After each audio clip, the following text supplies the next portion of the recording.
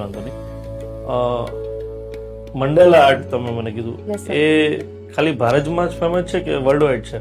Sir, એનું historical background જોઈએ તો એ બુદ્ધિઝમના સાથે સંકળાયેલી છે કે જ્યારે બુદ્ધિઝમનો ઉદ્ભવ થાય છે તો ત્યારે એનો બી ઉદ્ભવ થાય છે. સ્પેસિફિકલી એ વર્ડ મંડલ ઉપરથી આવેલો છે, જે સંસ્કૃત વર્ડ છે ચક્ર, પણ એનું ઓરિજિન બુદ્ધિઝમ છે. અને સમયની સાથે સાથે જ્યારે એ બીજા ધર્મોમાં અને એક આર્ટ ફોર્મ તરીકે ડેવલપ થયું છે. તો સર કહી શકીએ કે ખાલી ભારતમાં તો પ્રચલિત નથી, બીજા બધા દેશોમાં. હા સર, એમ રિસેન્ટલી ઓનલાઈન પ્લેટફોર્મ છે એનાથી વધારે બેનિફિશિયલ છે. ગુજરાતમાં કેટલા લોકો મંડલા આર્ટ કામ કરતા હશે? સર, બહુ ઓછી અવેરનેસ છે અને એના વિશે. ટર્નઓવર કેવું કેટલો હશે ટોટલ આખા અંદાજિત ગુજરાત? સર, ઓનલાઈન પ્લેટફોર્મ્સ ઉપર જોઈ શકીએ છીએ, અધરવાઇઝ એટલો કંઈ અવેરનેસ ઓછી છે પબ્લિકમાં. લાઈક આ એક નોર્મલ આર્ટ છે, પણ પબ્લિકને સ્પેસિફિકલી નથી ખબર કે આ મંડાલા આર્ટ છે. જનરલી બી જેમ કે મહેંદી ડિઝાઇનિંગ કરતા હોઈએ છીએ ને, તો એમાં અને મંડાલા આર્ટ બંને કન્વર્જન્સ લઈ શકીએ છીએ આપણે.